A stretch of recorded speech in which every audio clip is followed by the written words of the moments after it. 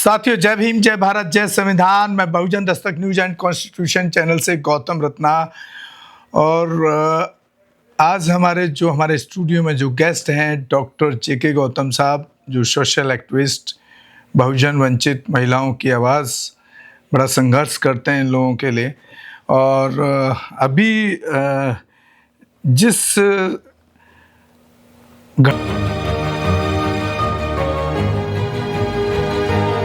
घटना कहें, क्या कहें उसको, मुझे तो शब्द ही समझ नहीं आ रहे।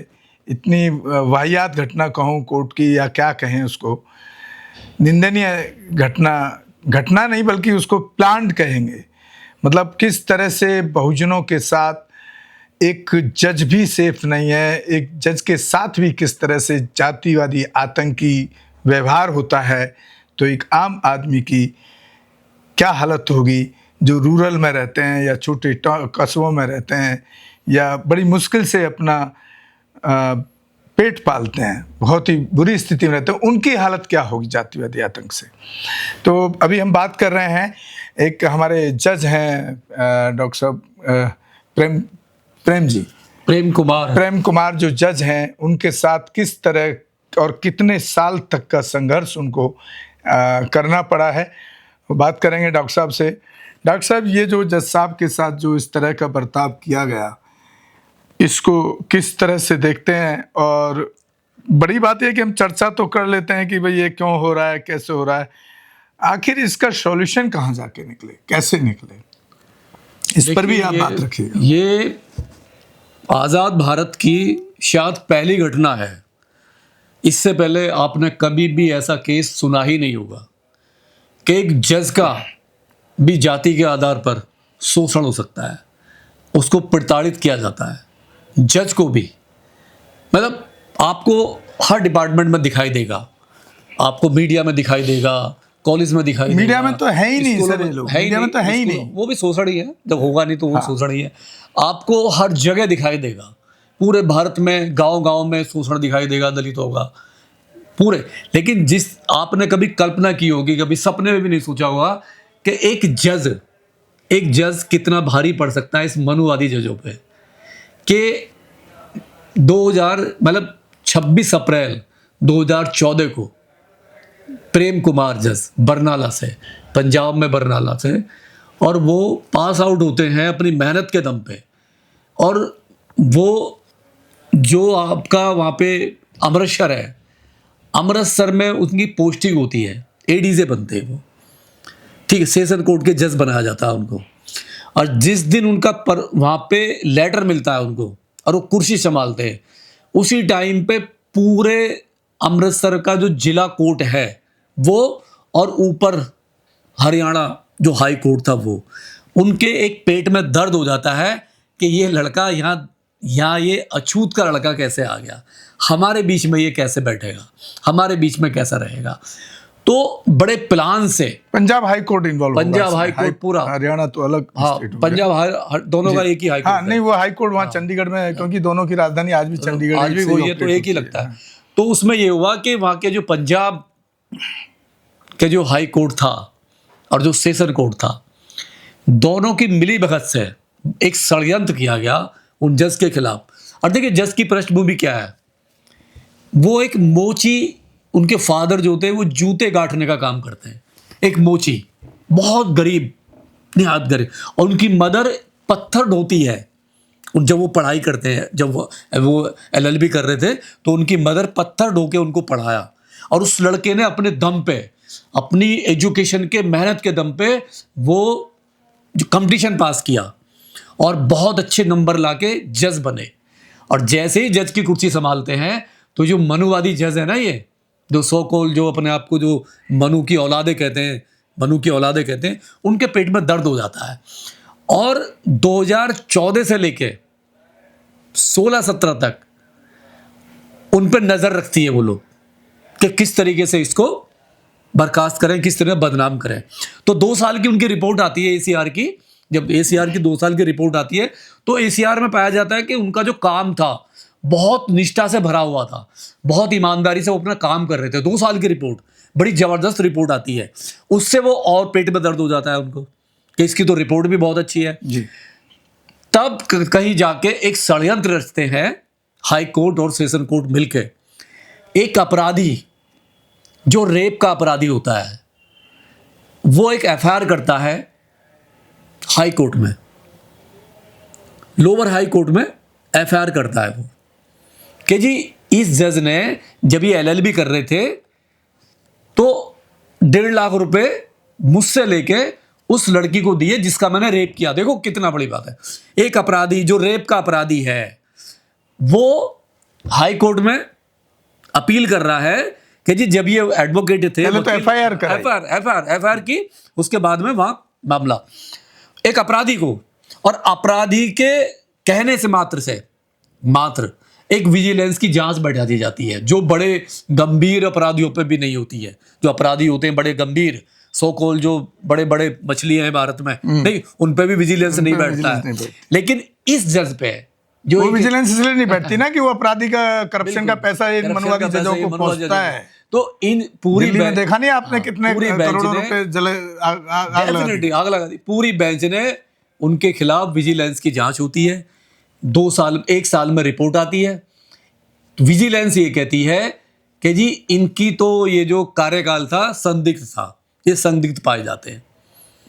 2022 में उनको टर्मिनेट कर दिया जाता है, बर्खास्त कर दिया जाता है 2022 के अंदर। मतलब हाई कोर्ट की जो बेंच है वो उन्हें बर्खास्त कर देती है।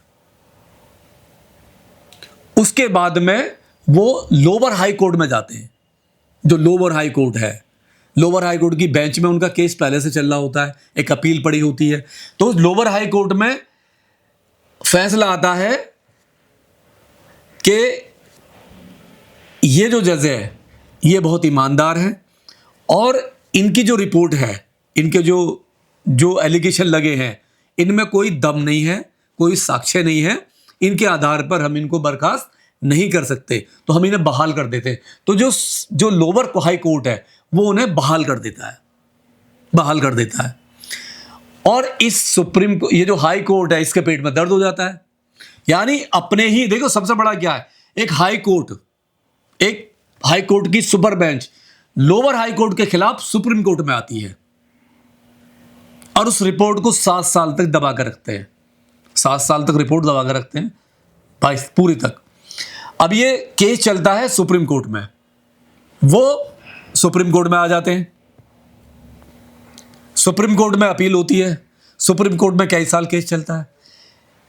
5 मई को जजमेंट आता है। 5 मई को सूर्यकांत जो जज है सुप्रीम कोर्ट के, उनकी बेंच उस अपील को सुनती है, उस केस को सुनती है।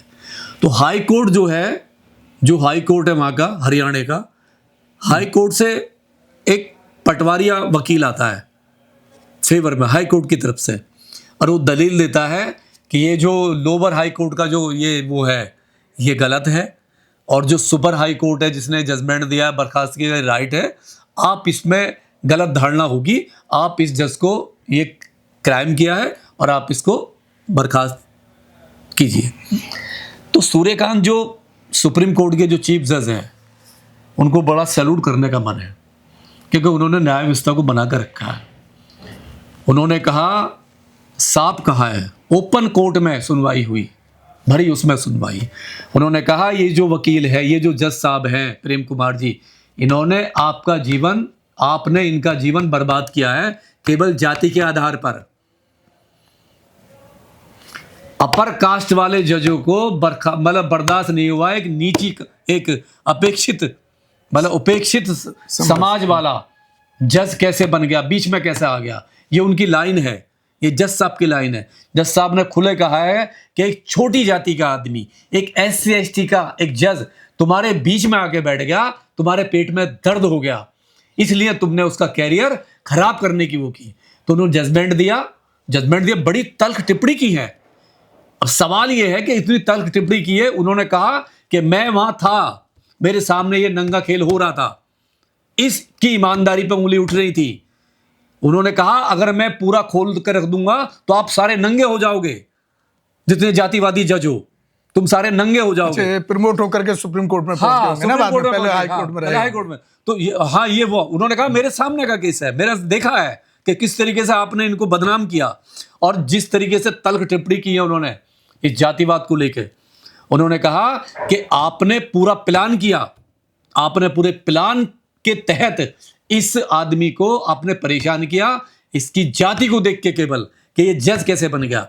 तो सवाल ये है, और उन्होंने कहा है, ऑर्डर जजमेंट है उनका, उन्होंने कहा है कि मैं इनको बहाल करता हूं, इनकी पूरी डिग्निटी के साथ में इनकी सारी सरकारी जो भी सेवाएं हैं वो इन्हें जो रुकी हुई थी वापस मिले, प्रमोशन इनका वापस मिले, और पूरी ईमानदारी तरीके से आप इन्हें वो कीजिए।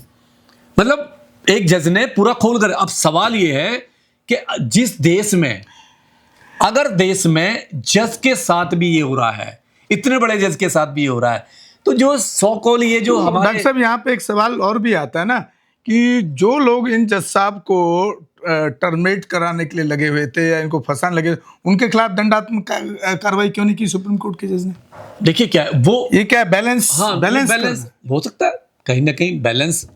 मेरे हिसाब से तो कार्रवाई होनी चाहिए। तो आपको मैं एक बात बताऊं, नहीं, ये बैलेंस का खेल ना, ये बैलेंस का नहीं, खेल नहीं, पुलिस में भी इसमें चलता है। एक और होगा। आज जो क्रैश सुने डॉक्टर साहब, जो इसमें एक काम और क्रॉस होगा। एफआईआर जो होती है ना, अब इसमें वो बैलेंस करने के लिए की जा रही है। इसमें एक और होगा, अगर वो जज साहब चाहे ना, हाँ। प्रेम कुमार, तो इनके खिलाफ जा सकते हैं सुप्रीम कोर्ट में, इनके खिलाफ जो 7 साल जो इन्हें हरासमेंट करके मैं तो कह रहा हूं बर्बाद जाना किया, चाहिए उनको, जाना तो चाहिए। उनको, उन जज साहब को इनके खिलाफ ये जो जातिवादी जो आतंकी जज है, ये जज नहीं है, ये जातिवादी आतंकी जज है। जिस तरीके से एक जाति के नाम पे जब उन्होंने कहा है कि आप देखिए कि इसका जीवन कैसे रहा है, ये कितना होनहार जज है, इसने कितनी पढ़ाई की है और इसके फादर मदर की पृष्ठभूमि क्या है। एक जूती बनाने गांठने वाला का बच्चा तुम्हारे बीच में आगे बैठ गया तो तुम्हारे पेट में दर्द हो गया, ये बड़ी टिप्पणी है, ये कम टिप्पणी, वो भी सुप्रीम कोर्ट की अदालत बेंच कह रही है, ये कम नहीं है। और ये जोरदार तमाचा है, ये जो हाई कोर्ट जो वह हाई कोर्ट की बेंच थी ना, जो हरियाणा पंजाब की जो हाई कोर्ट की बेंच थी जिला, उसके मुंह पे दो जोरदार ये लोकतंत्र का तमाचा है, ये डेमोक्रेसी का तमाचा है, ये संविधान का तमाचा है। और ऐसे तमाचे दिखाई नहीं देते, सुनाई देते हैं, इसकी गूंज बड़ी दूर तक जाएगी। और मुझे वो जस्टिस कन्नन याद आ गए, जैसे जिस तरीके से जस्टिस कन्नन का शोषण किया था, केरल हाई कोर्ट के जज थे, कुछ मनुवादी जजों ने उनका शोषण किया, उन्हें 6 महीने जेल में डाला, केवल इसलिए क्योंकि उन्होंने वो उनके फेवर में जजमेंट नहीं कर रहे थे, वो अपना जो उन्हें डिसीजन देना था वो ईमानदार जज थे, तो उनके साथ भी हुआ। लेकिन ये जो खेल हुआ है ना सारा, अब इससे एक ये जो आपने मीडिया देखा होगा, आजकल मीडिया पे जाति जनगणना का बहुत विरोध हो रहा है।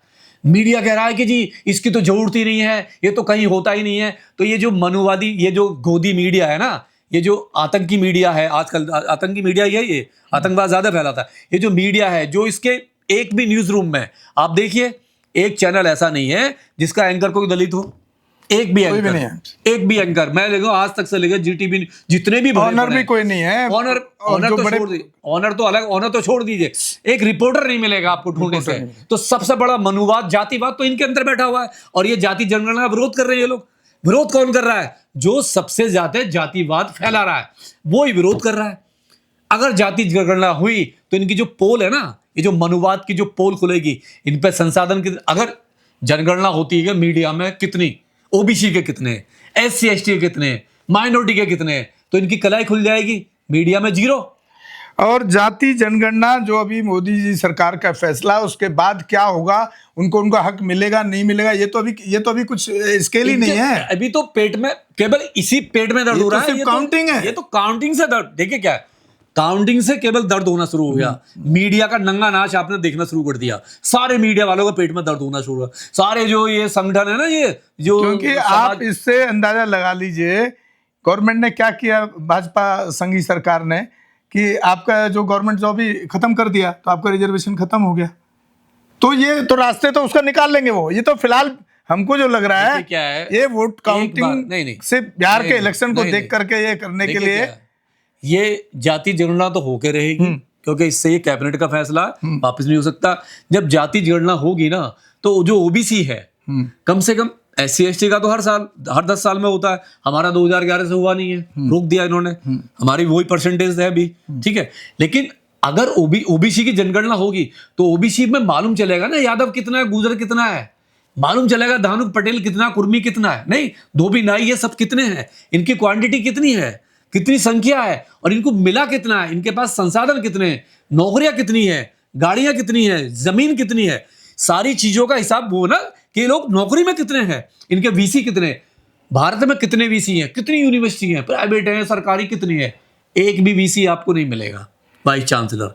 SC/ST का एक भी नहीं होगा, ओबीसी का एक भी नहीं होगा, सारे अपर कास्ट के मिलेंगे, सारे जनरल वाले मिलेंगे। तो ये हिस्सेदारी का मामला जो काशीराम जी कहते थे, जिसकी संख्या जिसकी जितनी संख्या भारी उसकी उतनी हिस्सेदारी। तो ये जब मालूम चले, पहले मालूम तो चले भाई, जब ओबीसी को ये मालूम चल जाएगा कि हमारा जो है ये है, ठीक है, अब या तो ये देगी सरकार, नहीं तो वो छीनेगी। मालूम चल गया ना, जब यादव को, कुर्मी को, पटेल को ये मालूम चल जाएगा, एक बड़ा बेनिफिट होगा कि वो लड़ाई तो लड़ने के लिए समझ आएगी उनको, कम से कम। अगर समझ आएगी कि तुम्हारी जनसंख्या इतनी है और तुम्हारे संसाधनों पर कब्जा इन्होंने किया हुआ है, इन्होंने किया। क्योंकि जातिवाद जिस तरीके से आज भी जातिवाद है भारत में, जो जातिवादी आतंकी है ना, जो ये आए दिन डेली दलितों के साथ कर रहे हैं। जज साहब का तो एग्जाम्पल है, क्योंकि जब ये जज को नहीं छोड़ सकते जो इतनी बड़ी कुर्सी पे, नहीं तो बाकी क्या करेंगे। बाकी की सवाल है कि जो बाकी जो आम आदमी है, जो गांव में रह रहा है, डेली हो रहा है, जिसके साथ डेली हो रहा है, उसका क्या करेंगे। तो ये जो मनोवादी, जो आतंकवादी हैं, जो घूम रहे हैं, जो कुर्सियों पर बैठे हुए हैं, जो आए दिन बच्चों को फेल, अभी आपने यूपीएससी का रिजल्ट आया, आपने देखा जो ओबीसी SC/ST के बच्चे आए हैं ना, जो पास आउट हुए हैं, प्रैक्टिकल में नंबर नहीं दिए उनके, प्रैक्टिकल में नंबर केवल पास वाले दिए उनको, टॉप वाले नहीं दिए। 150 से 160 से ज्यादा किसी को नहीं दिए। और जो जनरल वाले थे 200 प्लस, उनकी रैंक बहुत कम आ रही है, रैंक आ रही है 600, नंबर मिल रहे हैं 200, 800 पे वो अच्छे उसमें आ रहा है। और जो हमारे बच्चे 500 लेके आ रहे हैं, रैंक बहुत अच्छी लेके आ रहे हैं, उसको नंबर ही नहीं मिल रहे, प्रैक्टिकल में नंबर नहीं मिल रहे। ये सबसे बड़ी बात है भाई, ये तो जातिवाद का खुला है, ये खुला नंगा नाच हो रहा है देश में। चलिए डॉक्टर साहब, चर्चा को यहीं विराम देते हैं। बाकी तो आप डॉक्टर साहब को हमारे स्टूडियो पे देखते रहते हैं डिबेट में, और इस बार बहुत लंबे टाइम बाद डॉक्टर साहब आज बैठे हैं, क्योंकि मेरी कुछ अपने परेशानियाँ चल रही थी पारिवारिक, इसलिए हम कुछ डिबेट नहीं कर पा रहे थे। तो उम्मीद करते हैं कि इस चर्चा से हमारा बहुजन समाज कुछ ना कुछ सबक लेगा और अवेयर भी होगा ये सब चीज़ों के प्रति। तो बहुत बहुत धन्यवाद डॉक्टर JK गौतम साहब का। और साथियों, आप हमारे दोनों ही channel Bahujan Dastak news and constitution को शेयर करें, ज़्यादा से ज़्यादा देखें, सपोर्ट करें, सब्सक्राइब करें, और हो सके तो एक आर्थिक सहयोग भी करें जितना हो पाए। धन्यवाद साथियों। जय भीम, जय भारत, जय संविधान, नमो बुद्धाय। हमारे चैनल लाइक, शेयर, सब्सक्राइब देखना मत भूलिएगा। जय भीम, जय भारत, जय संविधान, नमो बुद्धाय। धन्यवाद। चैनल आर्थिक समस्या से गुजर रहा है। अगर आप बहुजन समाज में बाबा साहेब अम्बेडकर और तथागत बुद्ध की विचारधारा को अधिक से अधिक लोगों तक पहुंचाना चाहते हैं तो हमें आर्थिक सहयोग प्रदान करें, ताकि हम अपने चैनल के माध्यम से देश विदेश में समता, बंधुता, एकता और संवैधानिक अधिकारों को ज्यादा से ज्यादा लोगों तक पहुंचा सकें। आप अपनी सहायता राशि नीचे लिखे खाते में जमा करा सकते हैं। खाता धारक गौतम रत्ना, खाता संख्या 3169576865 IFSC कोड SBIN 0060336, बैंक भारतीय स्टेट बैंक। आप हमारे बैंक खाते का विवरण स्क्रीन पर भी देख सकते हैं। जय भीम, जय भीम। मैं गौतम रत्ना गौतम फिल्म्स प्रोडक्शन में आपका स्वागत करता हूं। आप हमारे प्रोडक्शन हाउस के अंदर अपना कैरियर बना सकते हैं as a film director, as a producer and actor and actress and editor and cinematographer also. अगर आपको फिल्म से रिलेटेड कुछ भी प्रोजेक्ट आपको बनवाना है तो हमारे पास में पूरा सेटअप है, जिसमें फिल्म कैमरा है, शूटिंग लाइट्स है और एडिटिंग है। सारा A to Z एक ही जगह पर आपको हमारे यहाँ पर मिल जाएगा। तो दोस्तों, आप हमें कांटेक्ट कर सकते हैं हमारे नंबर्स पर 9810085714।